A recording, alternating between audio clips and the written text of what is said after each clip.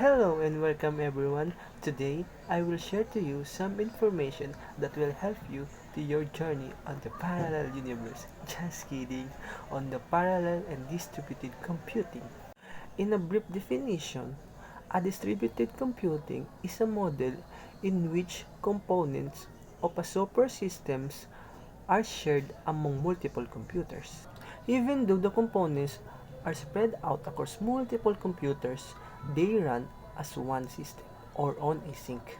Traditionally, computation is usually performed on one machine.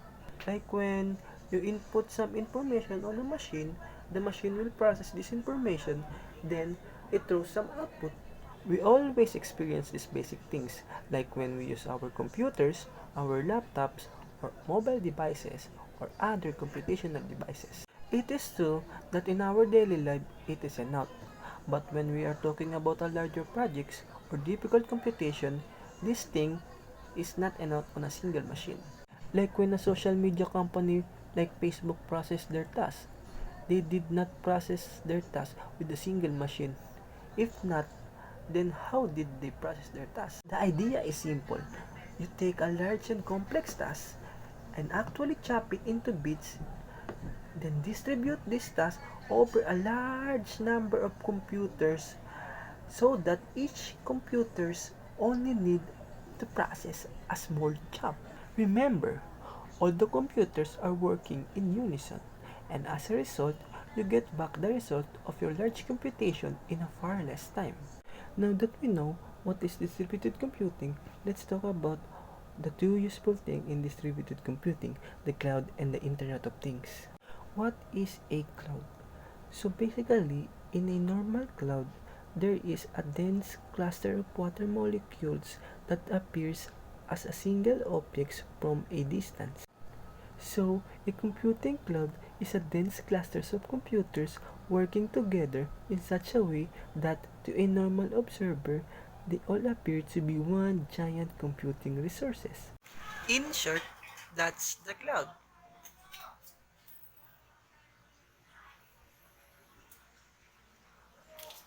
The stuff that appears to be running on your PC, your mobile phone, or any computing devices, but is actually running over the internet on an array of computers that are sharing resources with each other. So what is the Internet of Things? The internet isn't about computers anymore.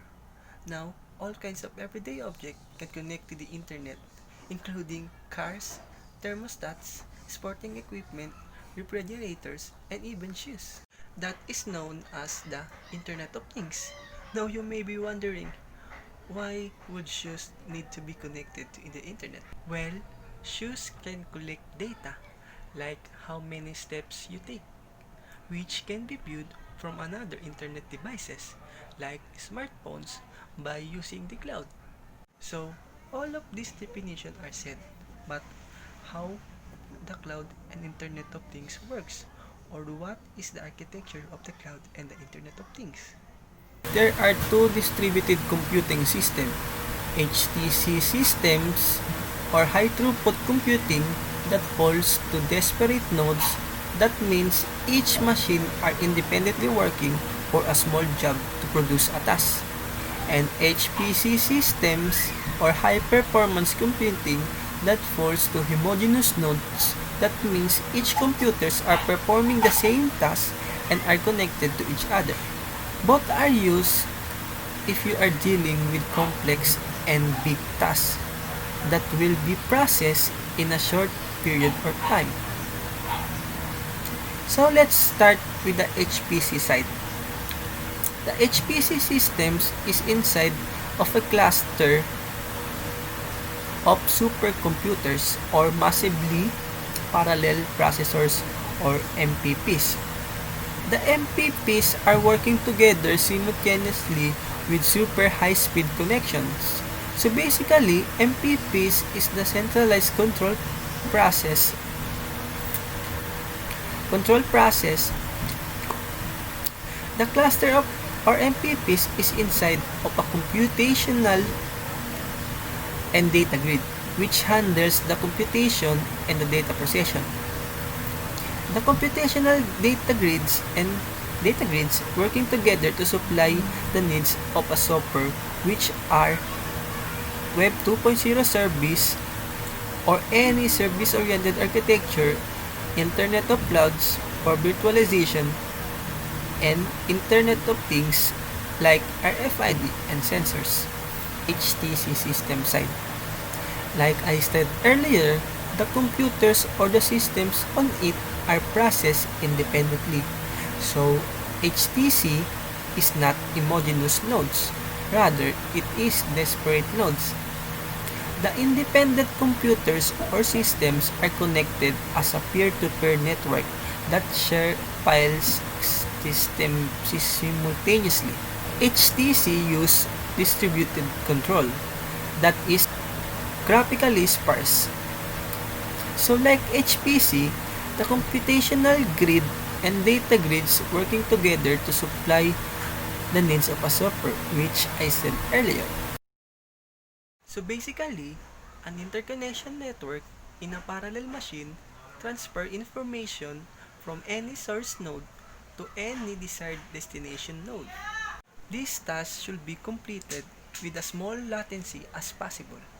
Moreover, it should be inexpensive compared to the cost of the rest of the machine. So let's now back to our screen. As you can see, there is a diagram. This diagram shows the three interconnection networks for connecting servers, client hosts, and storage devices using the LAN, SAN, and NAS. So as you can see on the diagram, the nodes in a small cluster are mostly interconnected by an internet switch or a local area network. The local area network or LAN that shows in the diagram is typically used to connect client hosts to big server. A storage area network or SAN connects a server to network storage such as disks and arrays. Network attached on a storage or NAS connects client hosts directly to the disk arrays. So that's how interconnection works. Lastly, there is an information that I want to share to you. What is the difference between traditional computer and virtual machine?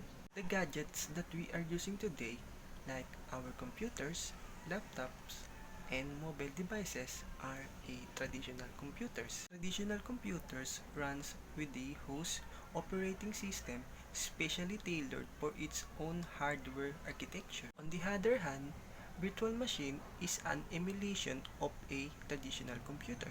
Meaning, virtual machines allow you to run a different operating system in a app window or a software in your traditional computer, and that is what we call virtualization. Virtualization is the capability to run multiple instances of a computer system in the same hardware. There are 5 abstraction levels of virtualization, and now I will discuss it on my screen. Application level virtualization comes handy when you wish to virtualize only an application, because it does not virtualize an entire platform or environment. Library level or user level API. Virtualization with library interfaces is possible by controlling the communication link between application and the rest of the system through API hooks. So the next level is operating system level. Operating system level create isolated containers on a single physical server and the operating system instances to utilize the hardware and software hardware abstraction layer. The idea is to virtualize computer resources such as its processors, memory, and I/O devices. So instruction set level, MIPS binary code can run on an 86-base host machine with the help of ISA emulation. And that's all.